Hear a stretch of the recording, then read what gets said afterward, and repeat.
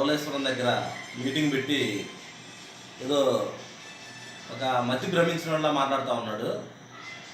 అతను ఏం మాట్లాడుతున్నాడంటే, నేను ఒక కానిస్టేబుల్ కొడుకుని, పోస్ట్ మ్యాన్ మనవాడిని, మున్సిపల్ గారి ముని మనవాడిని, నేను మనవాళ్ళు సీఎం కాకూడదని మాట్లాడుతున్నాను. పవన్ కళ్యాణ్ గారు కానిస్టేబుల్ కొడుకే కాదండి, ప్రజలకు సేవ చేద్దాం, ప్రజల మీద ప్రేమ ఉన్నాడు, ప్రజలకి ఏదో చేయాలనే ఉద్దేశం ఉన్నాడు. రోజువారీ రోజుకు 100 రూపాయలు 200 కూలీ సంపాదించుకునేవాడైనా సరే ముఖ్యమంత్రి కావడానికి అవకాశాలు ఉంటాయి. కానీ మైకులు పట్టుకొని ఏదో మాట్లాడుతూ బీజేపీ వాళ్ళు స్క్రిప్ట్లు పంపించినట్టుగా ఆ స్క్రిప్ట్ ప్రకారం మాట్లాడుతూ ఏదో కుర్రల్ని రెచ్చగొడుతూ ఎక్కడికక్కడికి ఇచ్చేద్దాం అనుకోవటం అది కరెక్ట్ అయిన పద్ధతి కాదు.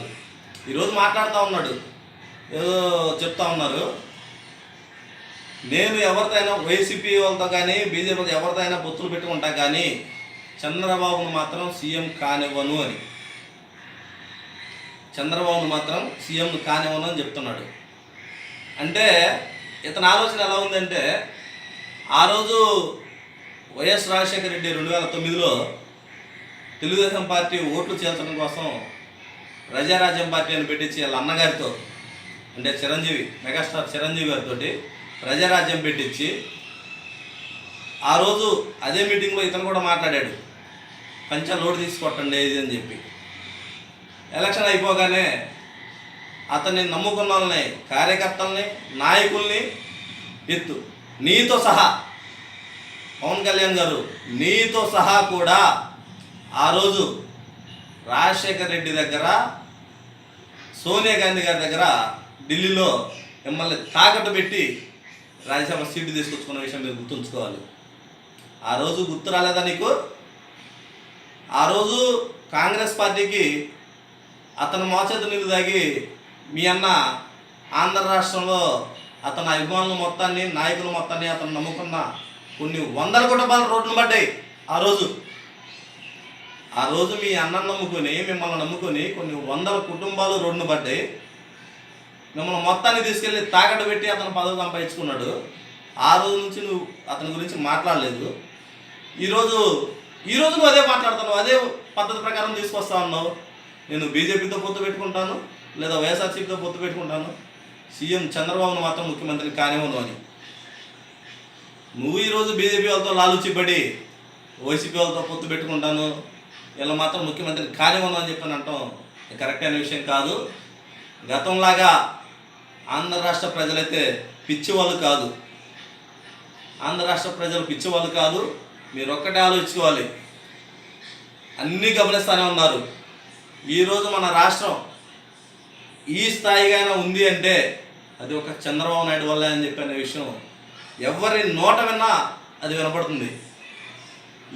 ఈరోజు శ్రీకాకుళం జిల్లాలో వరదలు వచ్చి ఇల్లు కూలిపోయి అంత ఇల్లు వాకిల్లాక ప్రజలు అల్లాడిపోతూ ఉంటే అవన్నీ వదిలేసి నేను కానిస్టేబుల్ కొడుకుని, మున్సిపల్ గారి ముని మనవుడిని, సీఎం కాకూడదా అని చెప్పని మాడుతూ ఉన్నావు.